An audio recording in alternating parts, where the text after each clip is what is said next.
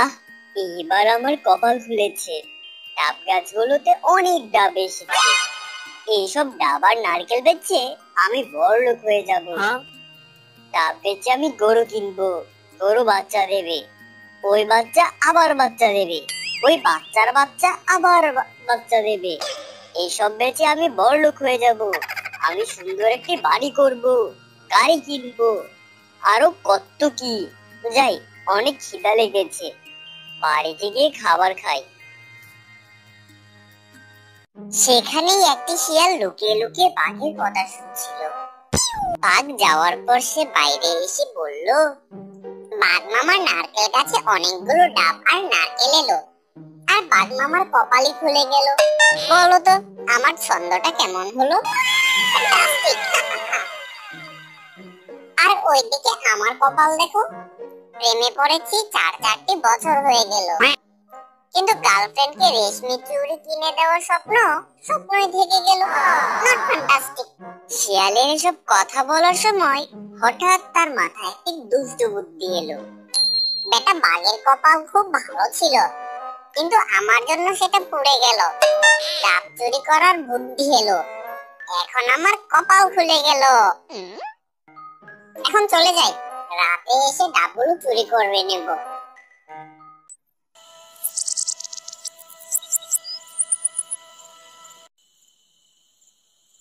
রাতে শিয়াল ডাব বাগানে এলো।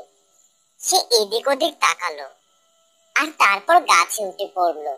গাছে উঠে সে ডাব পেড়ে গাছ থেকে নেমে পড়লো। টাকার অভাবে গার্লফ্রেন্ডের রেশমি চুড়ি কিনা হয় না, আর না আর না, বেচবো ডাব, কিনবো চুড়ি, নিয়ে যাবো গার্লফ্রেন্ডের বাড়ি। শিয়াল ডাব চুরি করে সেখান থেকে চলে গেল। পরদিন সকালে বাঘ ডাব বাগানে আসলো, আর এসে সে ডাবগুলো দেখলো, কিন্তু বাঘ বুঝতে পারলো না যে তার ডাব চুরি হয়েছে। তাই সে সেখান থেকে চলে গেল। পেলাম টাকা, কিনলাম চুড়ি, দিয়ে এলাম বান্ধবীর বাড়ি। আরে পেলাম টাকা, কিনলাম চুড়ি, দিয়ে এলাম বান্ধবীর বাড়ি। আরে ও ওসব কি আবোল তাবোল বলছে। আর যাই হোক, আজকালকের ছেলেমেয়েরা যে কি করে, আমি যাই। ওই দিন রাতেও শিয়াল বাঘের ডাব বাগান থেকে ডাব চুরি করতে গেল, আর সে আগের দিনের মতোই ডাব চুরি করে নিচে নেমে গেল। আজকে ডাবগুলো আমি আর বেচবো না, এই ডাবগুলো বাড়িতে রেখে পান করব। আজই শেষ, বাঘ মামার ডাব গাছ, ধরায় পড়লে জামিন নেই, আমি আর চুরি করতে আসবো না।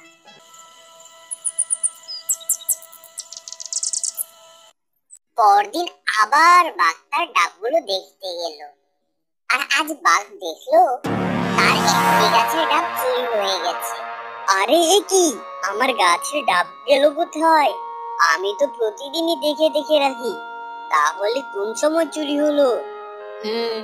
বুঝতে পেরেছি, নিশ্চয় রাতে চুরি হয়েছে। রাতে আমার ডাব গাছ পাহারা দিতে হবে। বাঘ তখন সেখান থেকে যেতে লাগলো। যেতে যেতে সে শিয়ালকে দেখতে পেল। আরে ভাগ্নে, তোমার কি অবস্থা, কেমন আছো? এই মেরেছে, কাল রাতেই বাঘ মামার গাছ থেকে ডাব চুরি করেছি, আর এখনই তার সামনে পড়তে হলো। এখন যে কি করি? আরে ভাগ্নে, কি বিড়বিড় করছো? একটু জোরে বলো। আগে আমি ভালো আছি, আপনি কেমন আছেন? ভালোই আছি, কিন্তু আমার ডাব গাছের ডাবগুলো চুরি হয়ে যাচ্ছে। তা ভাগ্নে, তুমি তো কিছুই করো না, তুমি রাতে আমার ডাব গাছগুলো পাহারা দিতে পারবে, অনেক টাকা বেতন দেব। আরে এত ধামাকা অফার, আর ছাড়াছাড়ি নেই। ঠিক আছে বাঘ মামা, আমি রাজি। তাহলে আজ রাত থেকেই কাজে লেগে পড়বে। শিয়াল রাতে ডাব গাছ পাহারা দিতে চলে গেল। অনেক সময় ধরে পাহারা দেওয়ার পর হঠাৎ তার মনে একটি দুষ্টু বুদ্ধি এলো। আরে ডাবগুলো তো আমি চুরি করেছিলাম, তাহলে আর কে আসবে ডাব চুরি করতে? আর আমি নিজে এখন ডাব গাছে পাহারা দিচ্ছি, আমি ডাব চুরি করলে কেউ টের পাবে না। শিয়াল এসব ভেবে ডাব গাছে উঠে গেল। আর ডাব গাছ থেকে ডাব পেড়ে ফেললো। ডাব পাড়া শেষ, এখন এখান থেকে ভালো ভালো কেটে পড়ি। কাল বাঘ মামা আসলে বলবো আমি রাতে কিছুই দেখিনি। পরদিন বাঘ এসে দেখলো তার ডাব গাছ থেকে আজও ডাব চুরি হয়েছে। আরে ভাগ্নে, রাতে তো তুমি পাহারা দিচ্ছিলে, তাহলে আমার গাছের ডাব গেল কোথায়? তা আমি কিভাবে বলবো, আমি তো কাল রাতে কাউকে দেখতে পাইনি। তাহলে কি রাতে ভূত এসেছিল যে তুমি দেখতে পাওনি আর সে আমার ডাব নিয়ে চলে গেল?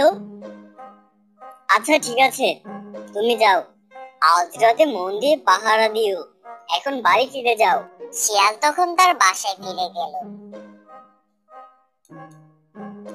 ওই রাতে শিয়াল আগের রাতের মতোই ডাব চুরি করে চলে গেল। আর পরদিন বাঘ এসে দেখলো। শিয়াল, তুমি রাতে কি করছিলে? আমার গাছ থেকে কাল রাতেও ডাব চুরি হয়েছে। আমি সারা রাত মনোযোগ দিয়ে পাহারা দিয়েছিলাম, কিন্তু তারপরও ডাব চুরি হয়েছে। আমার মনে হয় এসব ভূতে করছে। এই ডাব বাগানে মনে হয় ভূত আছে। শিয়ালের কথা শুনে বাঘের শিয়ালের উপর সন্দেহ হয়। শিয়ালের কথাগুলো আমার কেমন কেমন মনে হচ্ছে। আচ্ছা, আমি কি চোরকে পাহারাদার বানিয়ে দিলাম নাকি? না, আজকে আমি লুকিয়ে লুকিয়ে পাহারা দেব, তাহলে বুঝতে পারবো বিষয়টা কি হয়েছে। আরে বাঘ মামা, আপনি কি বিড়বিড় করছেন? তেমন কিছু না, তুমি এবার চলে যাও। আর এখানে কোনো ভূত নেই, তুমি অযথা ভয় পেও না, রাতে পাহারা দিও। শিয়াল তখন সেখান থেকে চলে গেল। আজ রাত হওয়ার আগেই আমি ডাব বাগানে এসে লুকিয়ে পড়বো, তারপর দেখবো আমার ডাব কে চুরি করে।